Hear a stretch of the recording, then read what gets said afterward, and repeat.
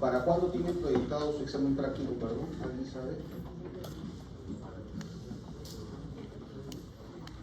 No, parcial no, el práctico de cuello.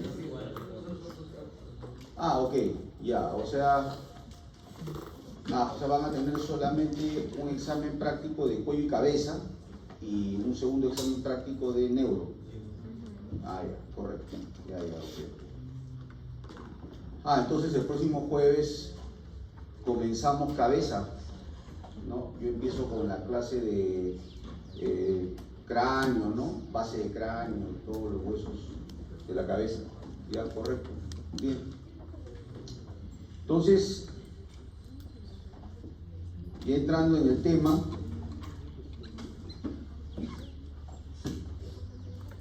las regiones son dos hoy día. La región de la nuca, que es la parte posterior del cuello, y la región prevertebral, que es la que está prácticamente detrás del cuello visceral. Nosotros en la clase pasada vimos tráquea, vimos laringe, vimos tiroides, ¿no? Entonces la región prevertebral está detrás de todas esas estructuras, ¿ok? Por eso le llaman región prevertebral, o sea, está delante de las vértebras, pero está detrás de todo el contenido que tenemos o presentamos en el cuello, ¿ya? Muy bien. Entonces ahí tenemos la definición de nuca. Es un compartimiento que tiene por delante a la columna vertebral y la lámina profunda. Y posteriormente encontramos músculos como el trapecio con sus envolturas aponeuróticas. En la parte interna está limitada por el ligamento nucal. Mencionamos el trapecio porque en realidad es el músculo más externo, es el primer plano, es el trapecio, y es el más extenso también, tiene más área, ¿no? Tiene más extensión. Por eso que lo mencionamos como límite, ¿no? Como límite. Esta es la lista de los músculos que vamos a revisar en la clase de hoy, porque en realidad el contenido de la región de la nuca son básicamente músculos, ¿no? Básicamente son músculos. Vamos a hacer una revisión completa, pero bastante simplificada, ¿no? Sucinta para favorecer pues el aprendizaje de ustedes. La señorita Luciana Angelina, creo que es. Sí, doctor. Ok. Te mandé las clases, ¿sí? Disculpe, el mensaje no me aparece. Me aparece como si no se ha podido enviar. Qué raro, porque en mi computadora aparecía como enviado. Bien raro. Yo he verificado, el mensaje ha sido enviado a las 4:00 de la mañana. Sí, me dice esperando el mensaje, esto puede tomar tiempo. Qué raro, te lo enviaré, ¿no? Primera vez que me pasa esto, honestamente. Te lo enviaré de nuevo. Ahora, más práctico, si tienes un USB, te bajas las clases ahora al final. Ya, mejor. Más directo, más rápido. Pero sí, o sea, yo he verificado el mensaje ha sido enviado. Por si acaso. Bien. Entonces, los músculos tenemos el trapecio, el esplenio de la cabeza, el esplenio del cuello. Son distintos por si acaso, no se van a confundir, ¿eh? Mucha gente se confunde esplenio de la cabeza con esplenio del cuello. Ahora vamos a ver que son músculos distintos. Están cerca, sí, pero no es lo mismo. No se confundan con la sinonimia también, ese es un tema importante, ¿no? Porque, por ejemplo, nomenclaturas francesas le llaman complexo mayor, por ejemplo, ¿no? Pero sin embargo, las nomenclaturas anglosajonas le llaman semiespinoso del cuello, ¿no? Por ejemplo. Tengan cuidado con eso también, por si acaso. Después tenemos el complexo menor, que está al costadito, está lateralmente al complexo mayor. Estos ya son de un segundo plano, por si acaso, son músculos un poquito más profundos. Tenemos el cervical transverso, el ilio costal cervical.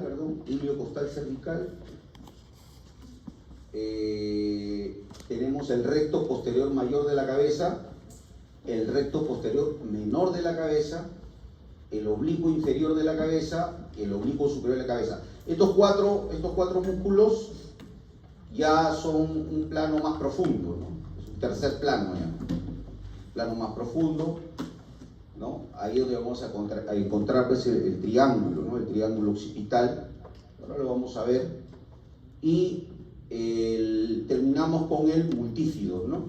Que es ya los músculos que están bien pegados a la columna vertebral, ¿no? A las vértebras, mejor dicho. Entonces, eso es más o menos una visión general de los músculos de la nuca. Empezamos con el trapecio, ya les dije, es el músculo más superficial, es un músculo extenso que tiene varias inserciones, ¿no? Arriba se inserta en la protuberancia occipital externa y la línea occipital superior.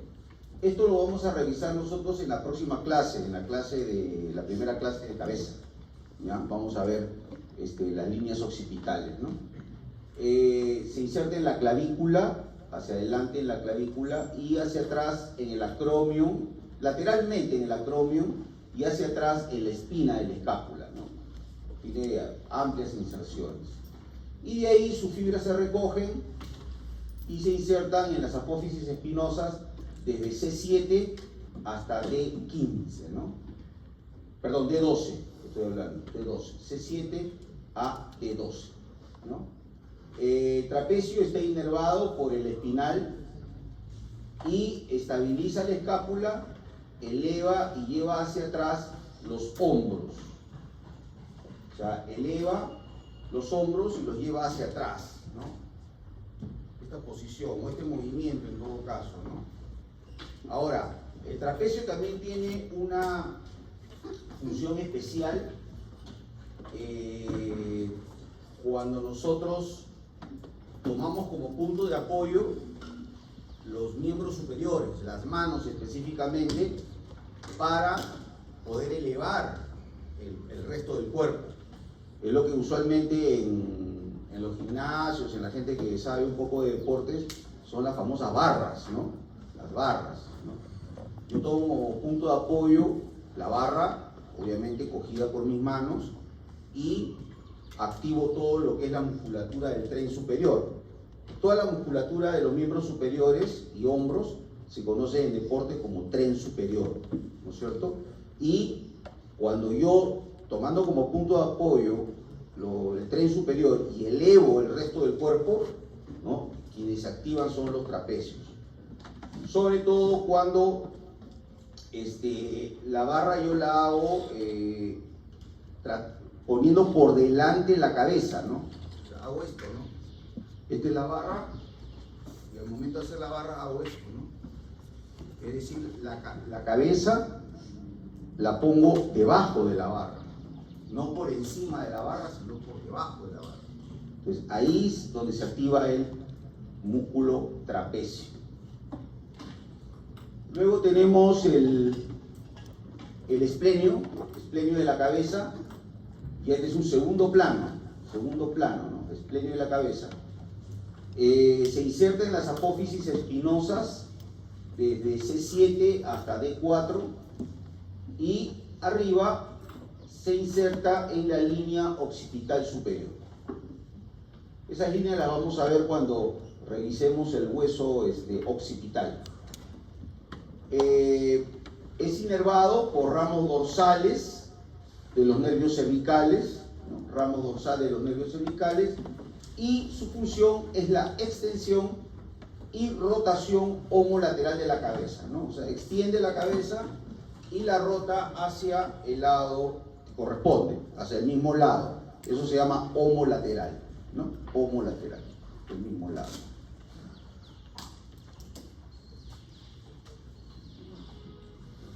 Luego tenemos otro músculo interesante que es el elevador de la escápula o angular de la escápula, ¿no?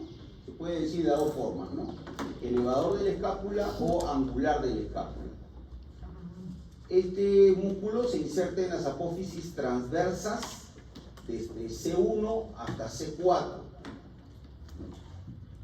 y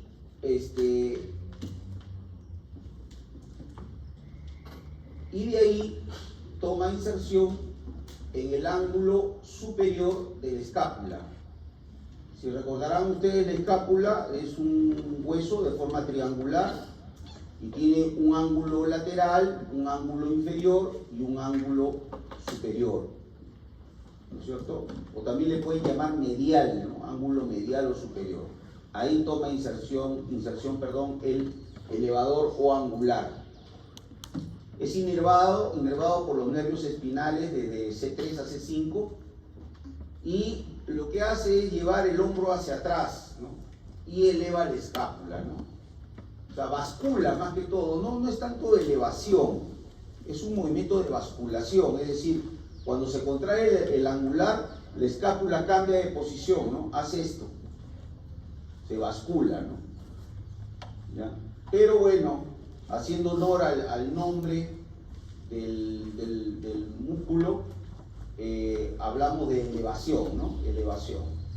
Aunque como le digo, yo particularmente considero que es un movimiento de báscula.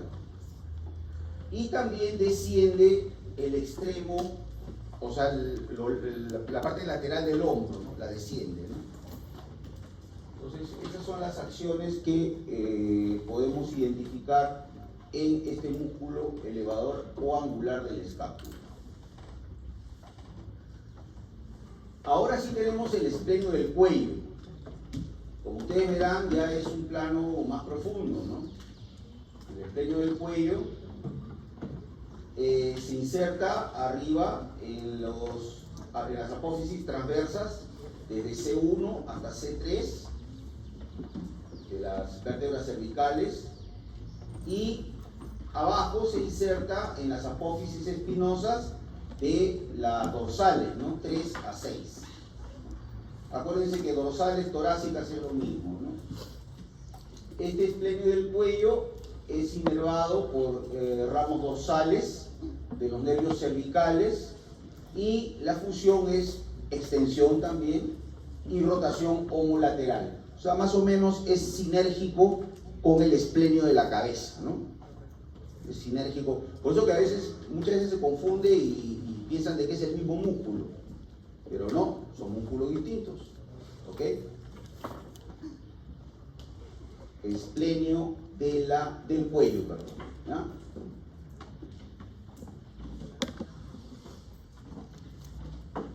Bien, ahora vamos a ver este músculo que le hacía mención, que tiene dos denominaciones, ¿no?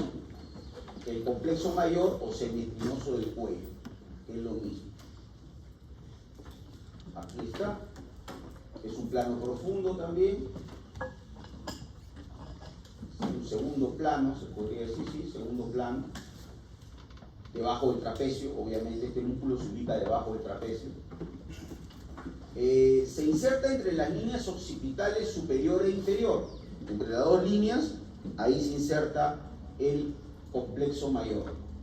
Y hacia abajo se inserta en las apófisis transversas que van desde C7 hasta D7. Y en las apófisis articulares de cervical 4, cervical 5, cervical 6 y la apófisis espinosa de cervical 7. Tiene muchos puntos de inserción en las cervicales, ¿no? Es inervado por ramos dorsales de los nervios cervicales y por los nervios torácicos, ¿no? O intercostales, ¿no? Como quieran decirlo. Extiende y rota al lado contralateral de la cabeza, es decir, este complexo mayor, aparte de extender la cabeza, ¿okay?, la rota pero hacia el lado contrario, es decir, si yo estoy rotando la cabeza hacia el lado derecho es porque se está contrayendo el complexo del lado izquierdo. ¿Okay? Algo parecido a lo que pasa con el esternocleidomastoideo, si recordamos un poquito, ¿ya? O sea, es la rotación contralateral, del lado contrario quiere decir eso, ¿no? Al costadito, miren, si este es el complexo, vamos a ver el otro lado. Lateralmente al complexo mayor vamos a encontrar el complexo menor. Es un músculo más delgado, acintado, que toma inserción arriba, miren, en la apófisis mastoides. Acá está, la apófisis mastoides, del hueso temporal. Esto también lo vamos a ver cuando revisemos huesos de la cabeza.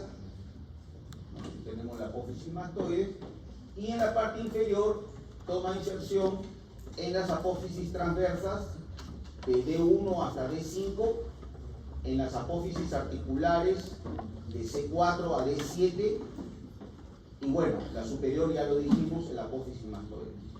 Es inervado por los nervios espinales y cervicales y dorsales. Nervios espinales, cervicales y dorsales.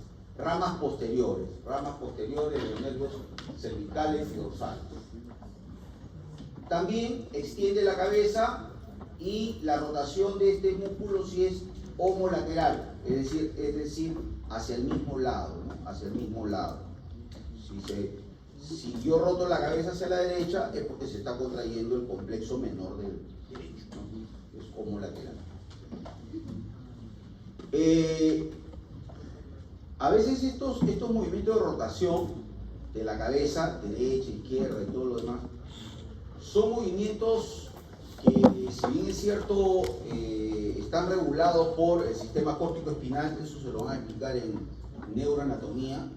El sistema córtico-espinal es un sistema que va desde la corteza hasta la médula, y de ahí salen los nervios que van a ir a los músculos. Pero esos movimientos de rotación, sobre todo los de rotación, están sincronizados por los movimientos del globo ocular. Porque cuando ustedes fijan la mirada hacia un extremo, hacia el otro extremo, hacia arriba, lo que sea, yo estoy contrayendo los músculos oculomotores, pero también estoy contrayendo los músculos del cuello, los músculos de la nuca. Estoy haciendo rotación, estoy haciendo extensión, flexión, qué sé yo, no sé, diversos movimientos. Y hay un núcleo, y eso se lo van a explicar en neuroanatomía, hay un núcleo, que es un área específica del cerebro, que es el núcleo óculo-cefalogiro. Así se llama, óculo-cefalogiro. Es un núcleo que integra los movimientos del cuello con los movimientos de los ojos. ¿Ya? Es importante, ¿no? Imagínense ustedes un simple ejemplo, ¿no? Supongamos que a una persona le da una tortícolis. ¿Saben lo que es una tortícolis? Es una fuerte contractura de los músculos de la nuca. Y se quedan tiesos, pues no pueden rotar la cabeza, porque el músculo está contracturado y hay dolor. Y supongamos que esa persona quiere mirar hacia el lado derecho. ¿Qué tiene que hacer? Tiene que hacer esto, tiene que girar todo el tronco. Esta es la postura y el movimiento que adopta la persona que está con tortícolis. Ya en el momento que yo lo estoy viendo pasar al consultorio del paciente, ya yo sé que está con una tortícolis, porque él entra así tieso, ¿no? Buenos días, y así gira así, ¿no? A las justas, ¿no? Gira el tronco, no gira el cuello, ¿no? Entonces, eso es importante, ¿ya?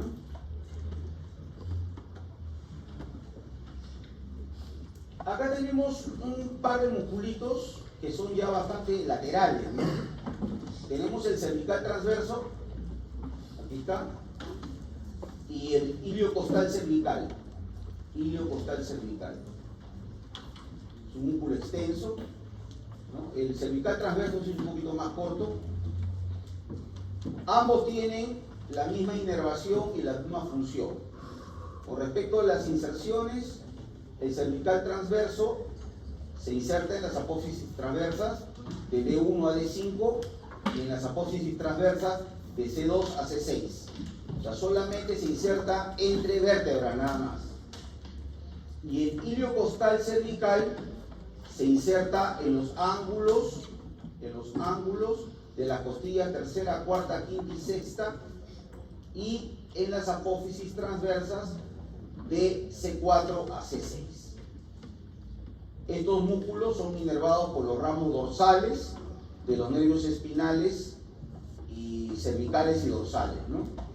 Y su función es extensión y flexión lateral de la columna vertebral, ¿no? O sea, extiende la columna, hace esto y flexiona lateralmente, ¿no? Flexiona lateralmente y extiende la columna vertebral. O sea, prácticamente el movimiento de estos músculos ya no son movimientos de la cabeza, sino son movimientos propiamente de la columna vertebral. ¿Ya?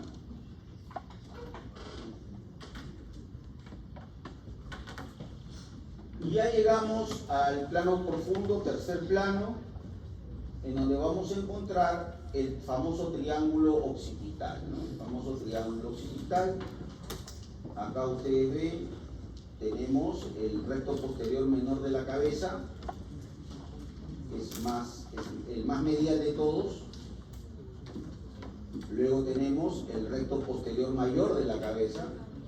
Este es el posterior menor, este es el posterior mayor.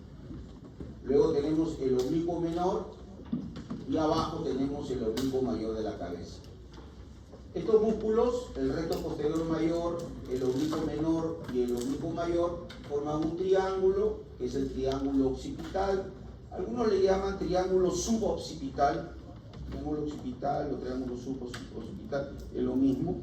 Y que es importante porque es el preparo anatómico para encontrar la arteria vertebral, ¿no? Recuerden de que la arteria vertebral es una rama ascendente de la arteria subclavia, que no da ramas en el cuello, asciende atravesando los agujeros transversos e ingresa al encéfalo por el agujero magno o agujero occipital del hueso occipital. Eso lo vamos a ver, repito, en la próxima clase, ¿cierto?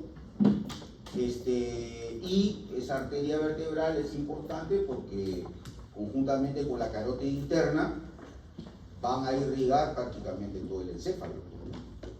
Ahí ustedes en neuroanatomía van a estudiar el polígono de Willis, todas las ramas pues, en este polígono, la cerebral anterior, cerebral media, cerebral posterior, la cerebelosa, la comunicante anterior, la comunicante posterior, ya todo eso lo van a estudiar en neuroanatomía. ¿Ok?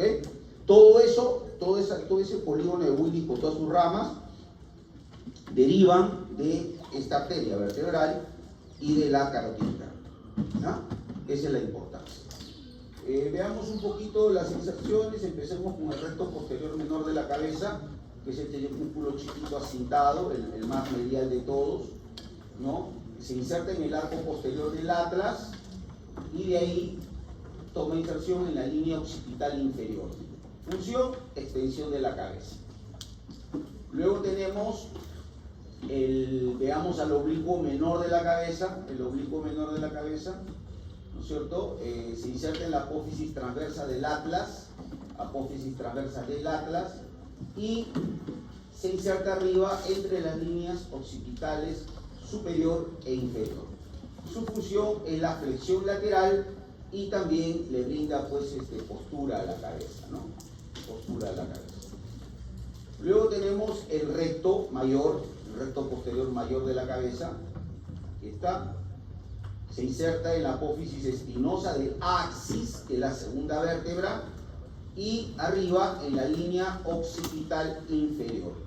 Su función es la extensión y rotación homolateral de la cabeza, ¿no? O sea, extensión y rotación hacia el mismo lado de la cabeza. Y terminamos con el oblicuo mayor de la cabeza, que se inserta en la apófisis espinosas y lámina del axis, segunda vértebra, y en la apófisis transversa del atlas, hasta la apófisis transversa del atlas. Su función es también la rotación hacia el mismo lado, rotación homolateral de la cabeza. ¿Por qué no he puesto inervación? Porque la inervación es una fruta que cae de pura madura, ¿no?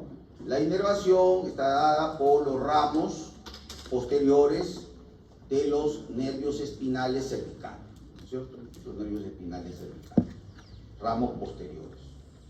Anatómicamente, ahí están los nervios y son los que le prestan inervación a todos estos nervios. ¿Ok? Muy bien. Y ya este es el cuarto plano. Ya el plano más profundo, ¿no? Ya prácticamente pegado a la columna vertebral.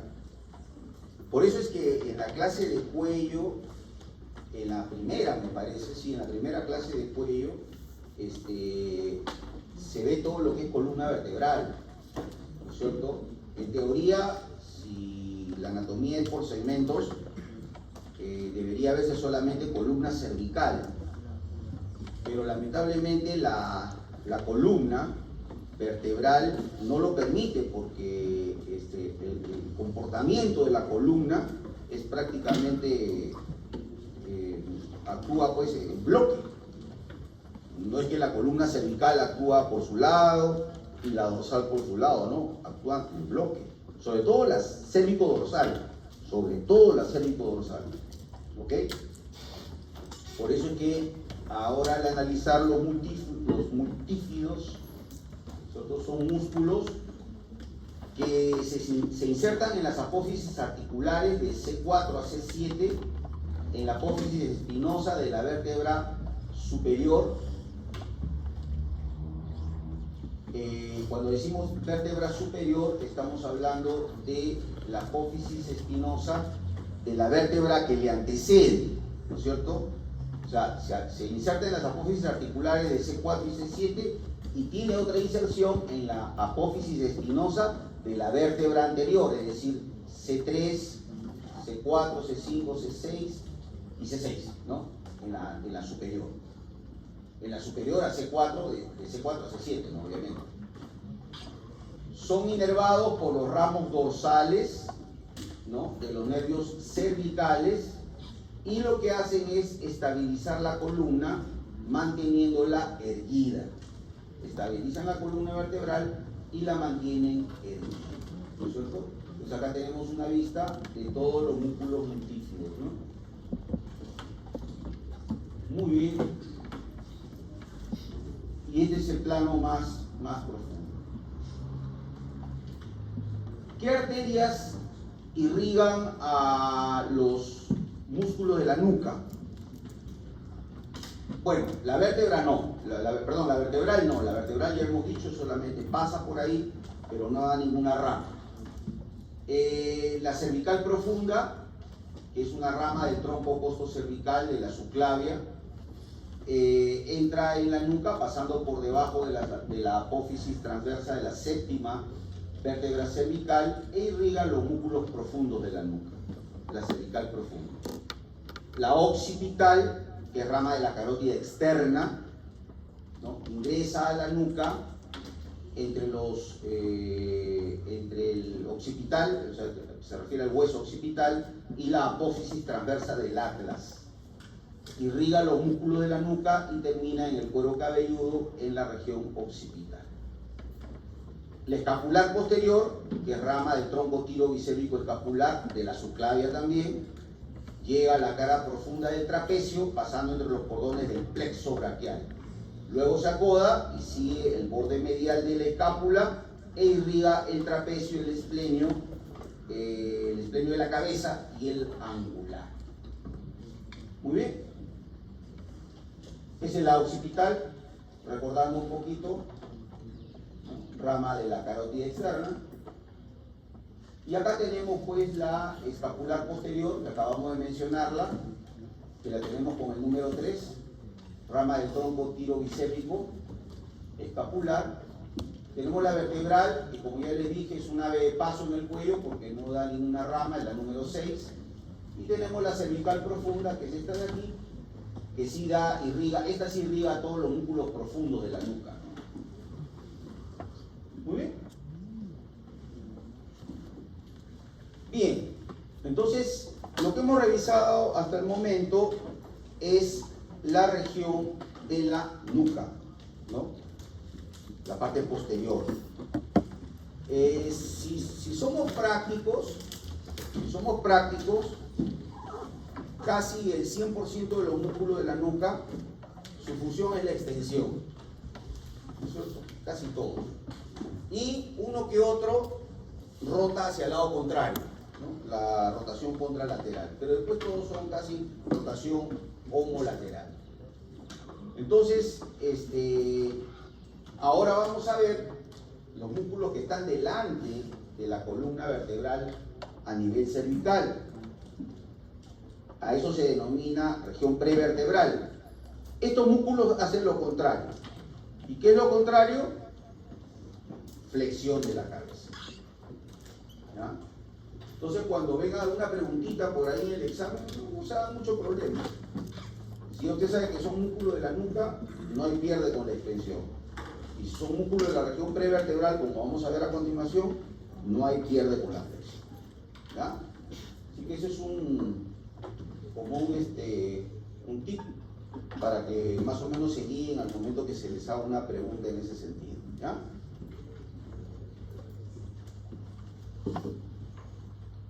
En la región prevertebral vamos a ver que tenemos ciertos límites. Hacia adelante tenemos el plano visceral, lo que les decía, ¿no? Delante de esta región prevertebral está toda la parte visceral del cuello, ¿no? Hay muchas personas que piensan que cuando se habla de evisceración, hablamos básicamente de lo que es tórax y abdomen, ¿no? O sea, claro, al sacar, por ejemplo, pulmones, sacar corazón, es una evisceración, ¿no? Si abrimos el abdomen, extraer pues parte del tubo digestivo, el hígado, qué sé yo, también es una evisceración. Pero a veces no se tiene el concepto que el cuello yo también lo puedo eviscerar. ¿Okay? Si yo extraigo la laringe, extraigo la tiroides, ¿no? Los elementos que vimos en la clase pasada, estamos eviscerando el cuello. Es una evisceración. Y es más, o sea, el concepto va más allá. Si yo, por ejemplo, hago una cirugía, digamos, extrayendo el globo ocular, por ejemplo, un globo ocular dañado, porque se lesionó, tuvo un disparo de bala, no sé, una puñalada en el ojo, qué sé yo, y ya ese ojo se echó a perder, yo tengo que hacer una extracción de ese globo ocular. Eso también se le denomina evisceración. ¿Ya? O sea, todo órgano no muscular o no óseo que se extrae de su cavidad natural, estamos hablando de una evisceración. ¿Ya? Por si acaso. Entonces, el límite anterior de la región prevertebral es el plano visceral. La región posterior está constituida por los cuerpos y las apófisis vertebrales cervicales y están revestidas por la lámina prevertebral. La lámina prevertebral, lámina o ligamento le llaman también, ¿no? Ligamento prevertebral. ¿Y qué contiene? Contiene a los músculos vertebrales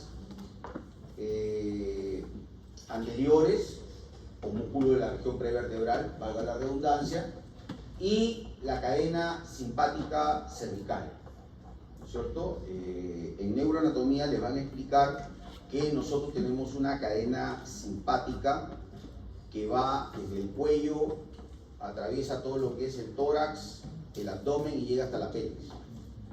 Y de ahí salen todos los nerviositos simpáticos, o sea, autonómicos, que van a las distintas vísceras. ¿Ok? Es una cadena de ganglios nerviosos que están unidos entre sí, obviamente, y que se unen a la médula espinal a través de unos nerviecitos que se llaman ramicomunicantes.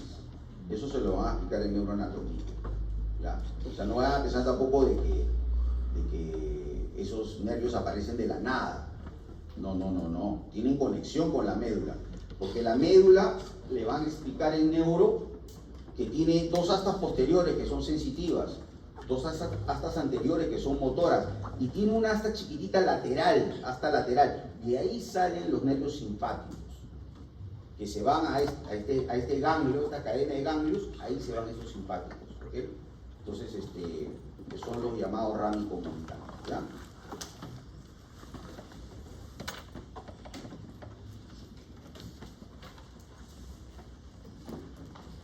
Muy bien, tenemos los músculos de la región prevertebral, son menos que la región de la nuca, son menos. Tenemos el recto anterior mayor de la cabeza, el largo del cuello, el recto anterior menor de la cabeza y el recto lateral de la cabeza. Recto anterior mayor de la cabeza, el largo del cuello, el recto anterior menor de la cabeza y el recto lateral de la cabeza. Entonces vamos acá a ver esto, vean. Acá están los 4 músculos, vean ustedes, ¿no? Nosotros hemos eviscerado el cuello, hemos sacado todas las vísceras del cuello. ¿Y qué encontramos? Los cuerpos vertebrales, cervicales y estos músculos que hemos mencionado, ¿no es cierto? Acá tenemos el número 1, es el recto anterior mayor de la cabeza, el 2, que es este de aquí, amplio, el largo del cuello, y acá arriba tenemos el 3, músculos más cortitos, el recto anterior menor de la cabeza, y el 4, que es el recto lateral. Por si acaso, al número 1, salud. Al número 1, al recto anterior mayor de la cabeza, también se le llama largo de la cabeza. Así, algunos autores le llaman largo de la cabeza. De repente por ahí algún profesor de práctica les menciona esa denominación. Son sinónimos, ¿no? ¿Cómo dijo? El recto anterior es también largo. Vamos a hablar un poquito de este músculo, justamente estamos hablando, el recto anterior mayor de la cabeza. ¿Ok? ¿Dónde se inserta? En las apófisis transversas, vean ustedes, acá se ve claramente, en las apófisis transversas desde C3 hasta C6. Y arriba en la apófisis basilar del occipital. Ya la próxima clase vamos a ver la apófisis basilar del occipital cuando desarrollemos hueso occipital. Acá de pasadita estamos viendo estos músculos que ustedes ya conocen. ¿Cómo se llaman estos músculos? Son los escalenos, ¿no? Los escalenos. Muy bien. La función o la acción, perdón, la inervación primero son, ahora sí, en estos músculos, las ramas que le dan inervación a estos músculos son ramas ventrales, o sea, ramas anteriores. En este caso, de los nervios espinales cervicales, ¿ya? Desde C1 hasta C3. Desde C1 hasta C3. ¿Cuál es la acción? Flexionar la cabeza hacia adelante. Como les decía, estos músculos hacen lo opuesto de lo que hacen los músculos de la nuca. Hacen flexión de la cabeza, ¿ya?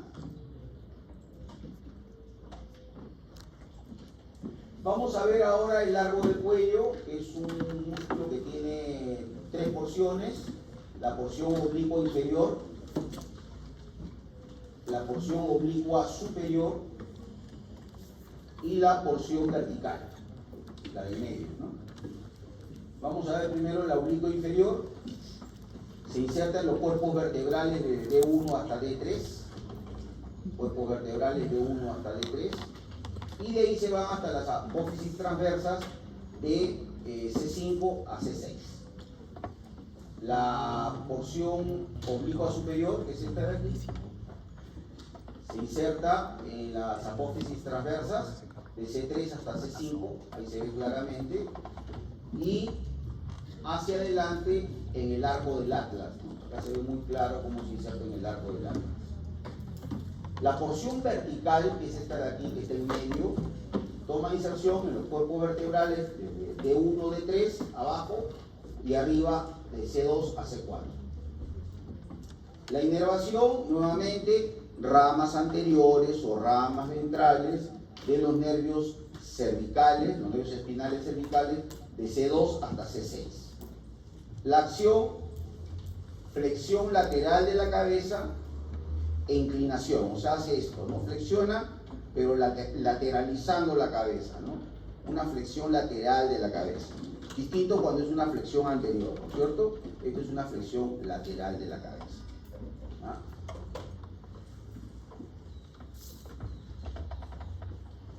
Ahora vemos este musculito, el recto anterior menor de la cabeza, el recto anterior menor de la cabeza, que es este de aquí, donde se inserta en la masa lateral del atlas y de ahí se va a la apófisis basilar del occipital. Está inervado por rama ventral de los nervios espinales, nuevamente rama ventral o rama anterior, es lo mismo, los espinales cervicales, ¿no? Que va de C1 hasta C2. La acción, nuevamente, flexión de la cabeza, flexión de la cabeza. Y para terminar vamos a ver el recto lateral, que es este de aquí, también es un músculo chiquito, que se inserta acá en la apófisis transversa del atlas y de ahí se va a la apófisis yugular del hueso occipital. Apófisis yugular del hueso occipital. ¿Ya? Nuevamente, está inervado por ramos ventrales o anteriores de los nervios espinales C1 y C2. Acción, nuevamente, flexión lateral de la cabeza, una flexión lateralizada. ¿Ok? Muy bien.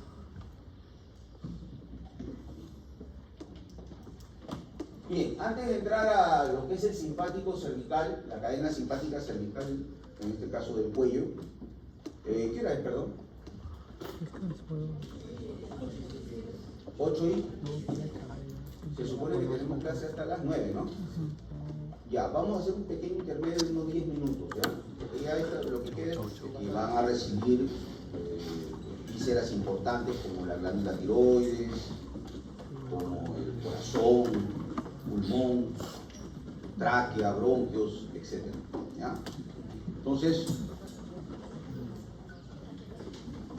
la cadena, quizá el título más apropiado hubiera sido cadena, ¿no? Simpática cervical, cadena simpática cervical. Vamos a ver algunos criterios generales. Es una cadena nerviosa que se extiende desde la base del cráneo,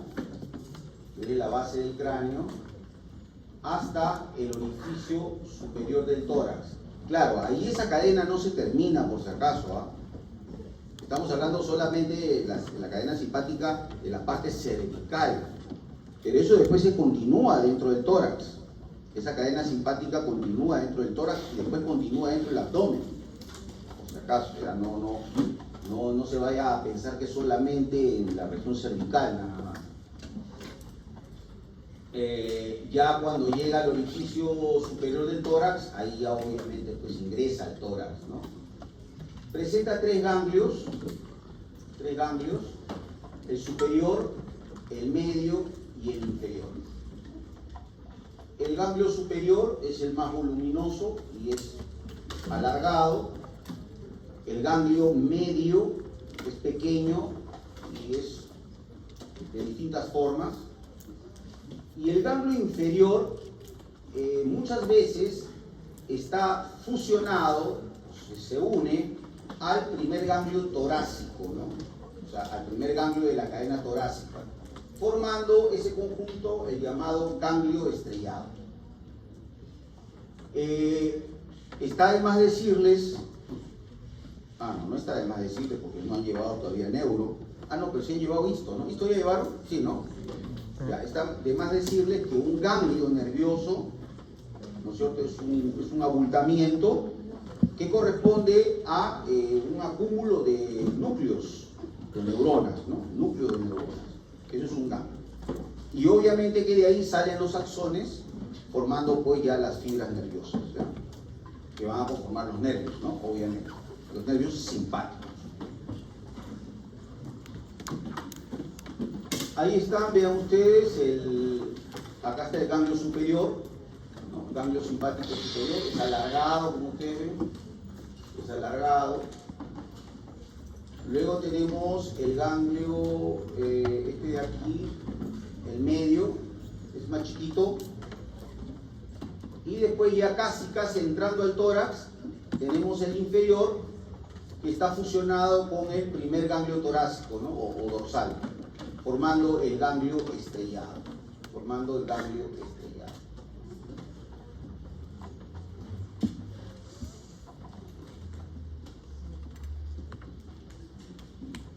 Como ustedes ven, es una cadena que está básicamente en la parte posterior del paquete vasculonervioso del cuello, ¿no? Yo estaba en la disyuntiva de si desarrollar esta cadena simpática en cuello visceral, ¿no es cierto?, que también correspondería, o hacerlo aquí en esta última clase. Decidí hacerlo en esta última clase porque la clase anterior, la del cuello visceral, era muy cargada en contenido. Es por eso que mejor dejé esto para la clase última, ¿ya? Vamos a ver cuáles son las ramas colaterales del ganglio cervical superior. Vamos a ver el cervical superior. Vamos a ver las ramas craneales o superiores, o sea, las que se van para arriba. Hacia atrás, posteriormente, ramas que se anastomosan por los nervios glosofaringio, vago e hipogloso. Y hacia adelante, ramas anteriores que forman un plexo carotidio y el plexo cavernoso. A ver, acá quiero explicar qué es un plexo.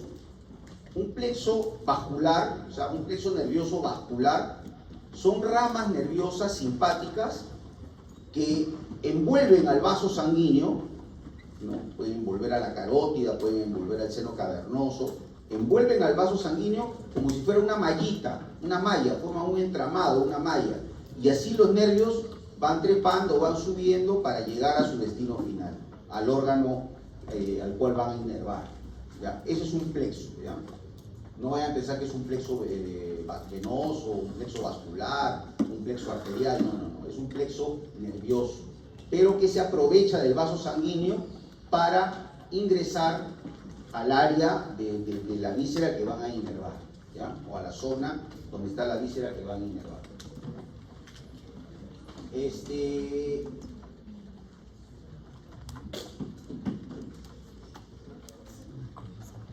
Luego tenemos las ramas externas, las que van hacia la parte lateral, que son los ramicomunicantes para el nervio cervical 1, cervical 2 y cervical 3. Como ustedes ven, hay una conexión entre esta cadena simpática con los nervios espinales, ¿cierto? Eso es importante. Luego tenemos las ramas que se van hacia atrás, las posteriores, para el recto mayor de la cabeza y los cuerpos vertebrales. Para el recto mayor de la cabeza y para los cuerpos vertebrales. Luego tenemos las ramas que se van hacia adelante, que son las ramas anteriores, para la bifurcación de la carótida primitiva. Estas son ramitas que van al corpúsculo carotidio. El corpúsculo carotidio es, como su nombre lo dice, es un corpúsculo que está justo en la bifurcación de la carótida primitiva. Ustedes saben que la carótida primitiva se bifurca en carótida externa y carótida interna. Este corpúsculo carotidio tiene la función de regular la frecuencia cardíaca y regular la presión arterial, ¿ya? Como el corpúsculo carotidio más o menos está acá en la parte baja del cuello, a veces cuando la persona es estrangulada, ¿ok?, más que de asfixia se muere de hipotensión. ¿Por qué? Porque al estimular el corpúsculo carotidio, la frecuencia cardíaca y la presión arterial baja, ¿ya?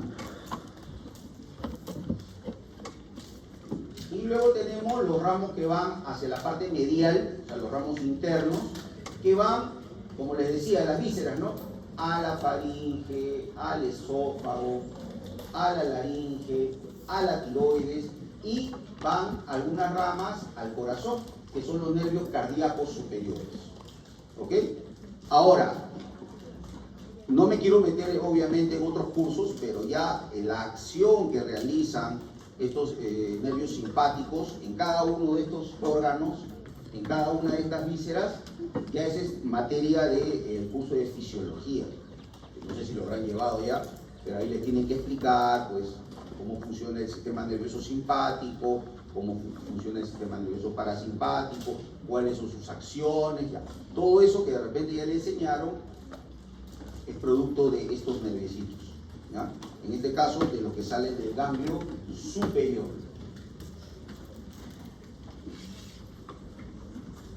Ahora tenemos el ganglio medio, ¿no? El más chiquito.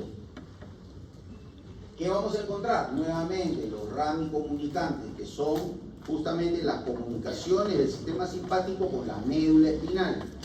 Ya lo había explicado un poco en la primera parte de la clase.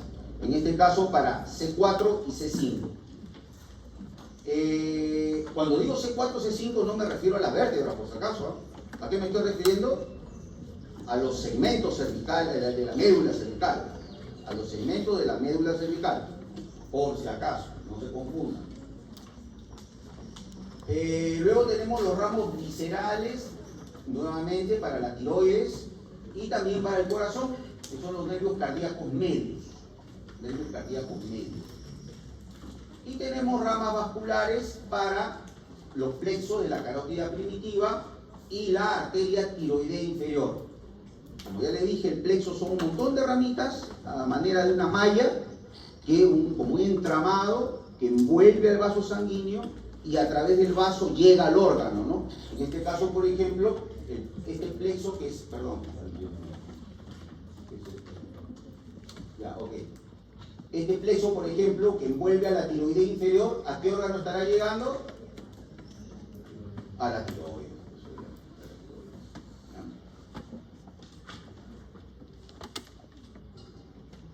Y luego tenemos, para terminar, el ganglio cervical inferior. No va a dar nuevamente los ramicomunicantes, o sea, la conexión con la médula para el segmento medular C5, C6, C7, C8 y D1. Recuerden ustedes que en el caso de la columna cervical no hay una correspondencia entre las vértebras y los segmentos medulares. ¿Las vértebras cuántas son? 7. Los segmentos medulares cervicales son 8. ¿Ya? Por si acaso. También tenemos ramos para la arteria subclavia, plexo subclavio, y para la arteria vertebral, ¿no? Plexo vertebral. Luego tenemos los ramos viscerales, que van obviamente a las vísceras. Acá tenemos los cardíacos inferiores, van al corazón, a la pleura del pulmón, ¿no? Para la cúpula pleural y para el esófago. ¿Ya? Como ven ustedes, casi todos los órganos que ellos llegan a vísceras, ¿no es cierto? Que es donde se va a desarrollar pues, la autonomía del sistema nervioso, ¿no? Tanto simpático como parasimpático. Este es simpático en este caso, ¿no? Y unas ramas anastomóticas, ¿no? Que hacen una cita, el asa que le hacen a la subclavia, es un nerviecito que le envuelve a la subclavia y se une con el nervio frénico, ¿no es cierto? Esta asa sirve para unirse con el nervio frénico. El nervio frénico es aquel que va a inervar a quién? Al músculo diafragma, ¿no es cierto? Y resulta de la unión de las ramas anteriores de los cervical 3, 4 y 5, ¿no es cierto? Entonces ahí se unen y reciben esta cita anastomótica del ganglio inferior y le hace una cita a la arteria subclavia, y esta es la famosa asa de Buissons, ¿no? Que a veces en la práctica, cuando realmente se diseca un cadáver no autopsiado, se puede visualizar. Lamentablemente hoy por hoy es bastante difícil conseguir cadáveres no autopsiados, casi todos son autopsiados, ¿no? Muy bien, chicos.